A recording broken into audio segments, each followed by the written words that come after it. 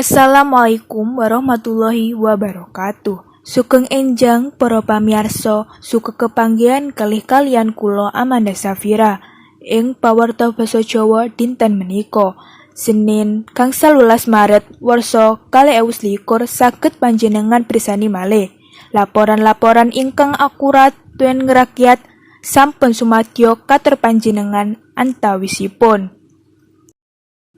Udan deres lan angin puting beliung Kecamatan Ngoro Kabupaten Mojokerto damel secacah harta pabrik wonten kawasan Ngoro Industrial Park rusak kabeh. Lan kalih dusun wonten Kecamatan Jetis ngalami kerisakan sekata 137 unit. Enggal-enggal puniki video amatir wanci Jawa deres angin puting beliung kedados wonten kawasan Ngoro Industrial Park Kabupaten Mojokerto. Amargi angin puting beliung kasebat, atap pabrik ngalami kerisakan abot. Kerisakan wonten perangan atap ndamel Jawa mlebet dhateng gudang nyimpen barang.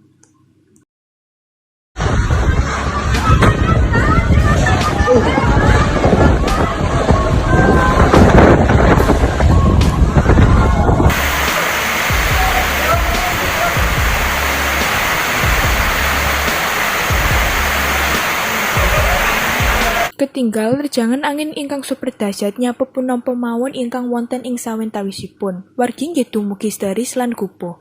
Angin puting beliung ugi ndamel 196 gardu induk ing Kecamatan Ngoro ambruk.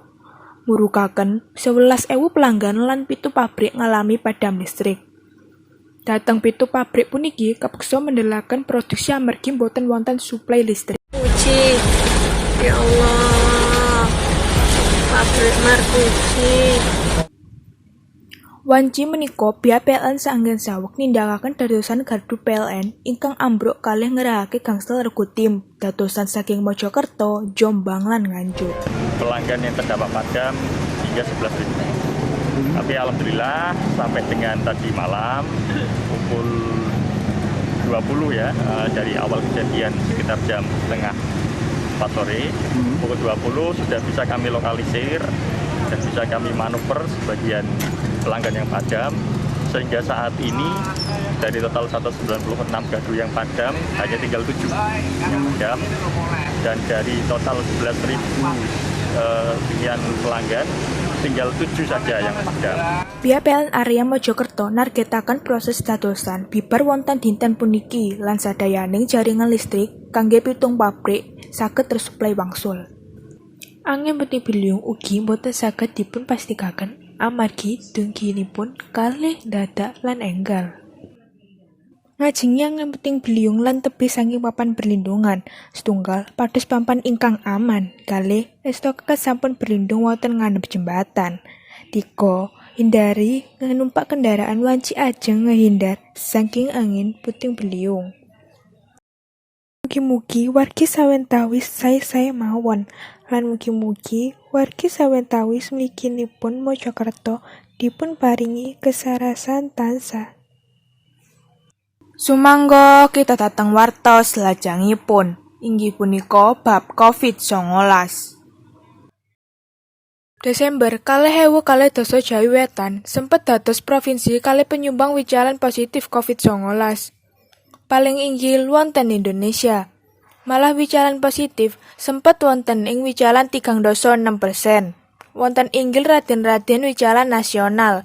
Ing Februari 2021, Jawi Wetan kuwawi nekenake wicalan penularan positif ngatos 17%.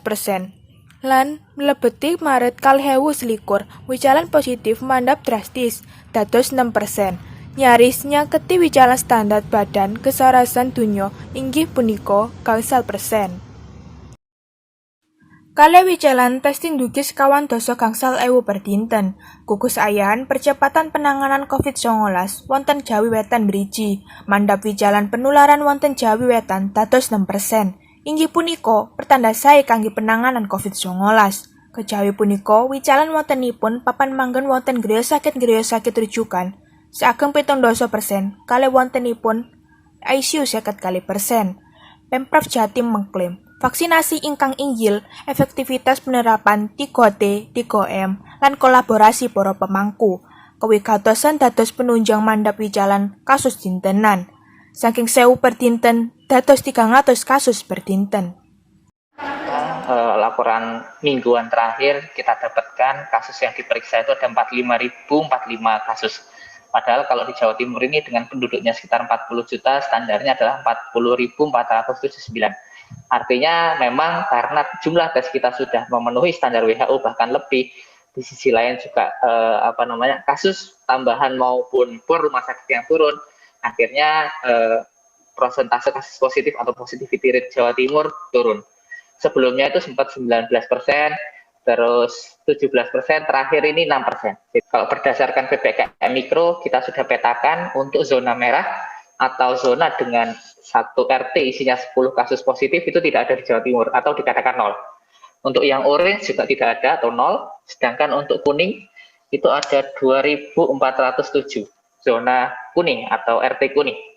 Dan yang Dr. Sutomo dados ngriya sakit rujukan utami wonten Jawi Wetan nyerat pasien dintenan kalih konfirmasi positif COVID-19 mandhap saking sedasa pasien dados 3 pasien per dinten kalih kebejahan amarga COVID-19 wonten ruang ICU sekatas 28%. Sepakat untuk bisa melakukan sequencing whole genome whole genome sequencing untuk mendeteksi strain baru. Kalau ada pasien yang datang, misalkan dari luar negeri, atau klinisnya aneh-aneh, klinisnya tidak wajar, atau dari daerah yang ada kontak eratnya dengan strain baru, yang terkenal B117 kita bisa di UNER, bisa melakukan whole genome sequencing, nanti bisa kita periksa bareng-bareng. Direktur Utami Ngriya Sakit Dr. Sutomo ngajeng-ajeng relaksasi wonten sadayaning ngriya sakit rujukan wonten Jawi Wetan angsal dipun pertanaken kalih peningkatan testing, tracing, treatment lan pengawasan kalih disiplin protokol kesarasan. Amanda Safira, Surabaya, Jawi Wetan. Cara nyegah supados kehindah saking COVID-19. Wuhan, wiji tanganmu sing resik. Unggahono penutup irungmu. Hasilnya suwawa tansah diperiksa. Adohi ngumpulane wong akeh. Ngusap rai tangane kudu resik.